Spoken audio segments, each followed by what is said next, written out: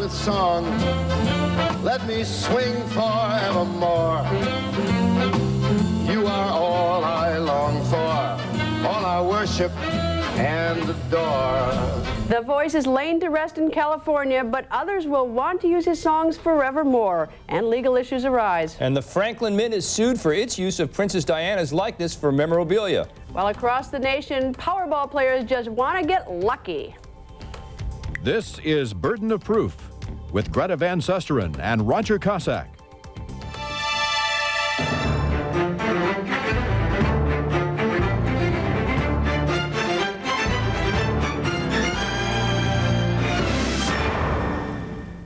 Hello and welcome to Burden of Proof. Today, a memorial service to remember Frank Sinatra after a private service yesterday. What will happen to the songs of Frank Sinatra and his estate now that he's gone his way?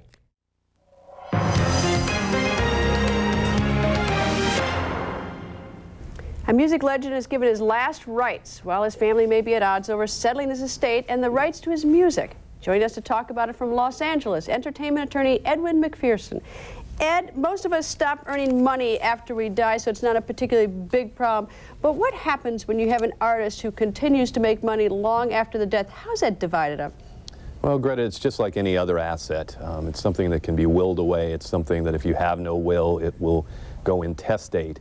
But essentially, what do you mean by intestate? That's basically if you die without a will, there are things in the law that say who your assets go to.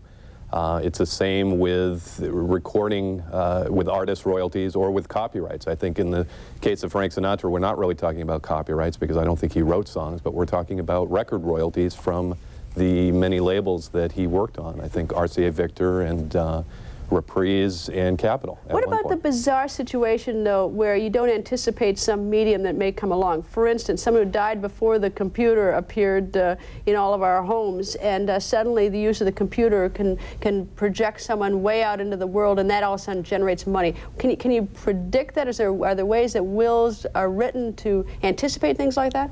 Certainly, Greta. Just like in contracts, when you can predict, not by predicting exactly what's going to come about, but just by saying that you're contracting away all of your rights into record albums, videos, and anything else that might come along.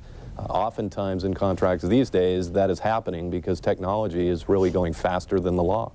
Ed, Frank Sinatra is bigger than life and certainly bigger than public life. And what part of him belongs to the public? For example, suppose I wanted to do I wanted to be a Frank Sinatra imitator and sing like Frank Sinatra. Can I do that, or do I have to pay somebody? Well, that's a tough issue, Roger. If he were alive, you can't do. There have been cases like the Bette Midler case, the Tom Waits case, that are celebrity sound-alikes, and those are problems, and you can sue. These celebrities have sued and have recovered. In the case of someone that's deceased, I think it's less clear, and I think you probably can do that. I think that celebrity sound-alikes for deceased celebrities, I think that probably is within the law. And assuming that, let me just take one step further, you could do, I guess, a celebrity sound-alike where you imitated Frank Sinatra's speaking voice. But what if I wanted to do an act and I could make myself or sound like Frank Sinatra? Could I get up on the stage and say, not hold myself out to be Frank Sinatra, but do his act? Could I do that? I think so at this point. Again, it's a real distinction between a celebrity that's deceased and one that's not. And I think the fact that he is deceased probably allows you to do that. Now, Ed, Frank Sinatra has music that he sang, and it was actually, his family owns it, and now they license it. Can you explain what it means to have the licensing rights? Well, essentially, he has record royalties that are coming to him from the record labels on which he recorded. He has a right to an income stream. Whenever a record is sold, he makes a certain percentage. I think in later years, he made 20% on the Capitol recordings. His estate now has a right to that income stream, and he could, again, will it to them, or to all of them, or to some of them. And who gets to use the licensing? I mean, suppose that the family does license it to make a new CD. Can I then make a copy of it and give it to Roger, or a tape of it? I'm sorry, Greta? If the family does have the licensing rights, which of course they do, and they create more recordings out there, tapes for instance, can I then take, after I buy a tape, can I turn around and make a copy for Roger?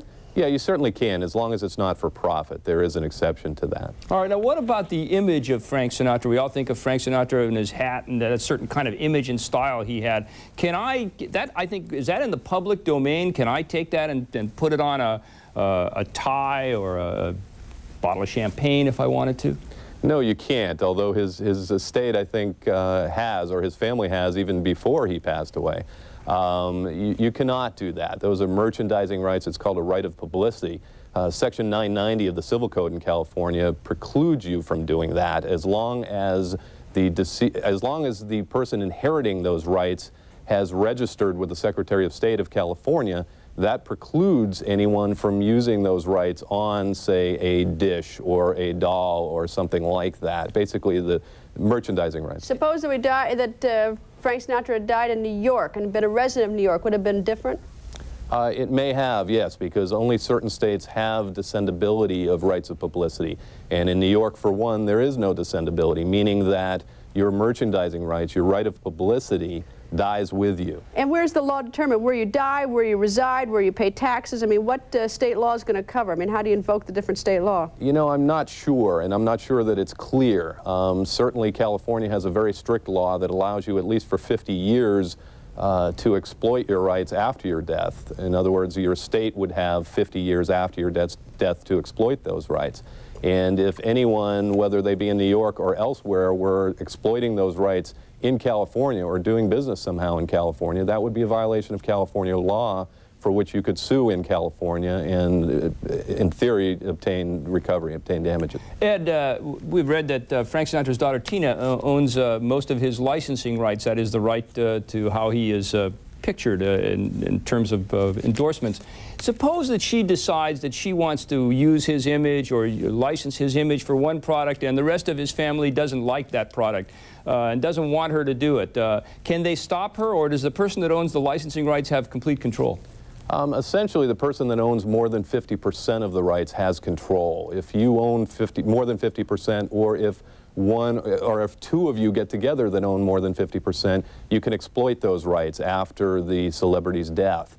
And so that she would get to essentially do whatever she wanted with those rights, unless there was some proviso in the will or somewhere else that Mr. Sinatra said, hey, I don't want to be associated with certain things, please don't do that. And I think at that point, they're probably bound to accede to his wishes. All right, we're going to take a break. He was chairman of the board, she was the people's princess. Who owns Princess Diana's image? We'll talk to her lawyers next.